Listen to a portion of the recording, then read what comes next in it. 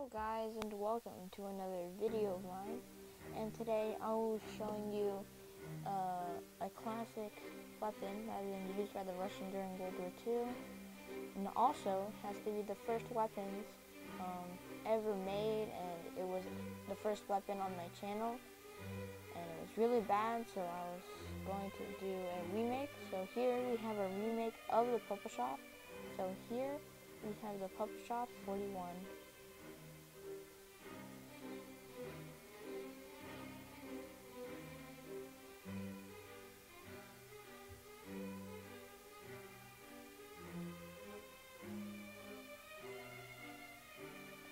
So the PPSH is a Russian machine gun used during World War II, and I'm too lazy to do history, so I got a documentary about the weapon. So I'll play the documentary right now. In June 1941, when the Germans launched Operation Barbarossa, the invasion of Russia, the Red Army was armed primarily with Model 1891 Mosin Nagant rifles.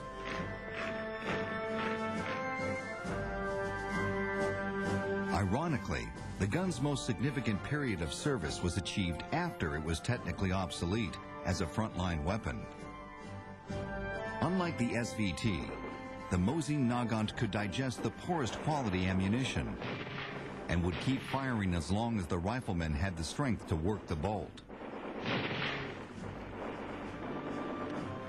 For all its admirable qualities, it could not provide a high volume of fire. And Soviet designs for rapid-fire semi-automatic rifles, primarily the Tokarev SVT-38 and SVT-40, had proved disappointing. The Tokarev 1938 and 1940 rifles were not quite efficient in dust and dirt or a rapid change of temperature, and failed to prove reliable enough under battlefield conditions. Between the wars, the Soviets had experimented with small-caliber, high-velocity submachine guns. But conservative army leaders, clinging to the idea of individual marksmanship, never regarded them as particularly useful. Now, in the midst of a national emergency, it was decided that the bullet-spraying submachine gun, however small, would become a major fighting weapon. Ultimately, the Red Army fielded more submachine guns than any other country during the Second World War. The priority was, what is the quickest and cheapest thing we can make? And the answer to that was submachine guns. Rifles demanded a specialist rifle factory. Ivan's garage and Joe's engineering workshops, they were all put on to making submachine guns as hard as they could go. In 1934, Vasily Degtyarev had designed the PPD, the first submachine gun adopted by the Soviet military.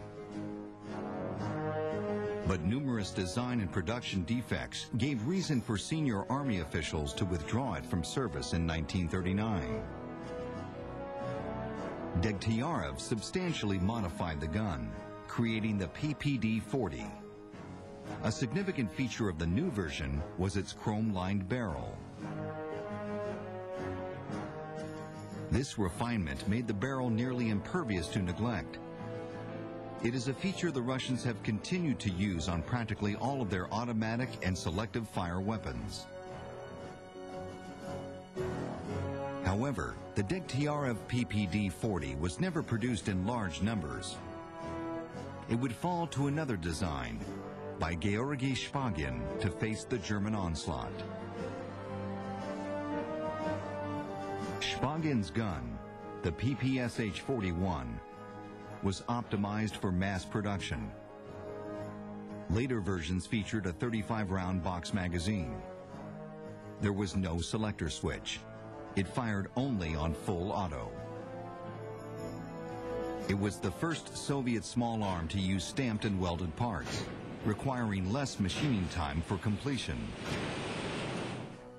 The PPSH, as it was called by the Russians, was ridiculed for being crude and resembling a farm implement, but over 6 million were made.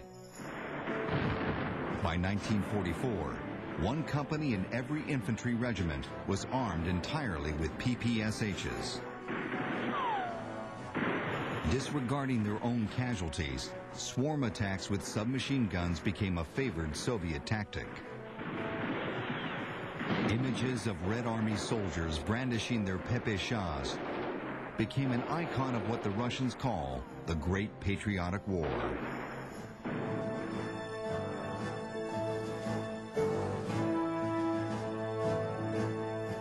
In 1942, based on the extraordinary success of the PPSH, the Soviet leadership issued specifications for a new submachine gun. It had to be simpler to operate and easier to assemble than the PPSH, but no less effective. Most parts had to be stamped or pressed from hot-rolled steel. Excessive trimming and shaping was not permitted. And the average production time was not to exceed 3.5 hours. Only one gun met all the requirements, the PPS. You've got a big hammer press, and you put a piece of bare sheet metal in it, and it comes down, and wham, and there you have the part. Simple as that, and probably does it more quickly than it takes me to tell about it. The PPS would play an extraordinary role in the Great Patriotic War. By early September 1941, Russia's second-largest city, Leningrad, now St. Petersburg, had been completely encircled by 2 German armies. In October, the population began to die of starvation.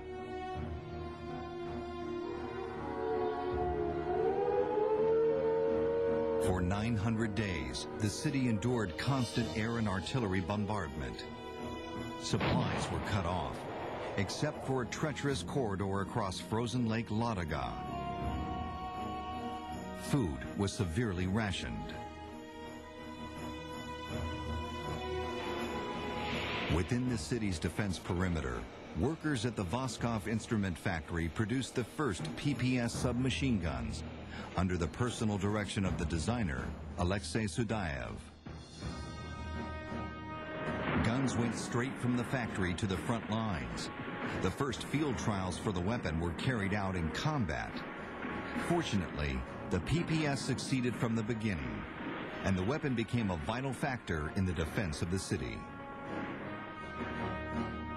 By the time the Red Army broke the siege in January 1944, over 1 million Russian civilians had been killed or starved to death.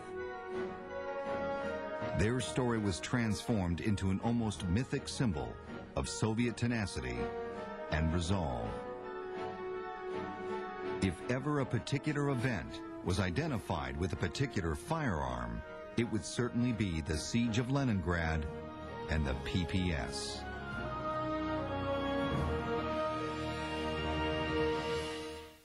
Alright, hope you enjoyed that little history lesson there about that documentary. And we can go in details of the weapon and the magazine, other one I've made for it. So we'll start from the stock. See, it's an average wooden stock I've made. Nothing brand new, it's just average stock. And you see here the wood that goes right here. In the real PPSH, it is present there.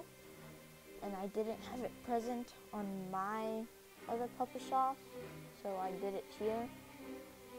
And here we have the rear iron sight and the bolt, or is it like, it's like a open bolt design for the weapon.